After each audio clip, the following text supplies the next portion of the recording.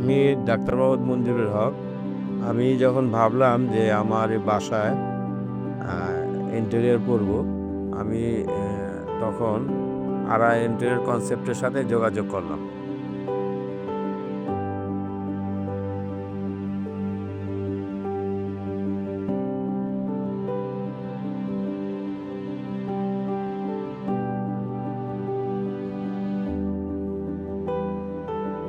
যোগাযোগ করার পর আমি দ্বিতীয় দফায় আবার তাদের অফিসে গেলাম এবং তাদের সাথে ইনস অ্যান্ড আউট বিষয়ে কথা বললাম।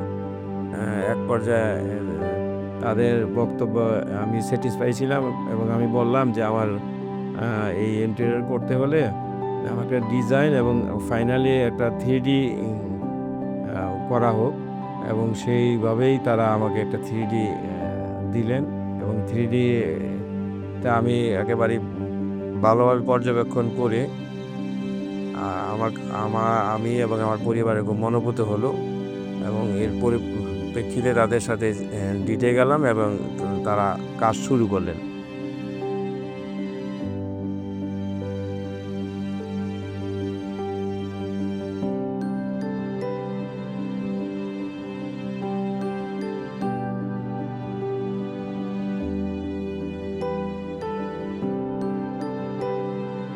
এর মাঝখানে ডাইনিং এবং ড্রয়িংয়ের যে স্লাইডিং, সেটা একটা নতুন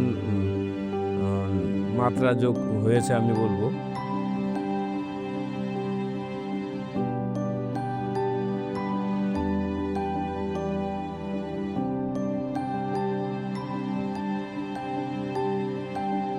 ডাইনিং ওয়াগনের বিষয়ে লক্ষ্য করলাম, থ্রিডিতে যে দৃশ্যমানটা দেখেছি বাস্তবে এর চেয়ে ভালো মনে হচ্ছে আমাদের।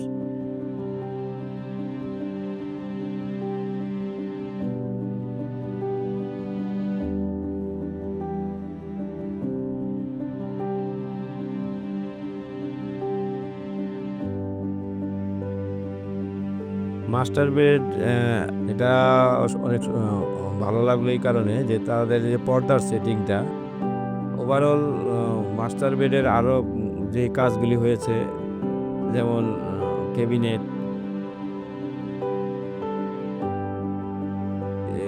উপরে যে তাদের কারুকাজ, আমাদের যে চাওয়া ছিল এর চেয়ে আরও নিখুঁত করেছে।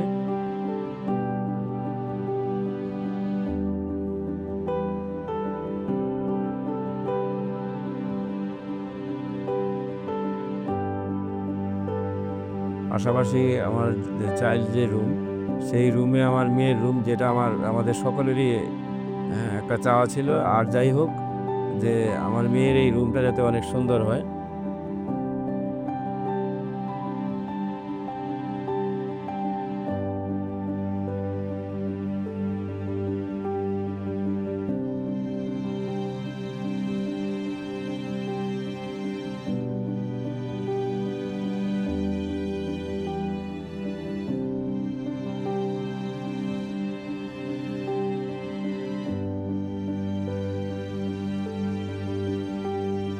আসলে একটা বিল্ডিংয়ের তথা ইন্টেরিয়রে যতটুকু স্পেস করা হয়, এর চেয়েও কোনো অংশই ছোট করে দেখার কোনো সুযোগ নেই কিচেন।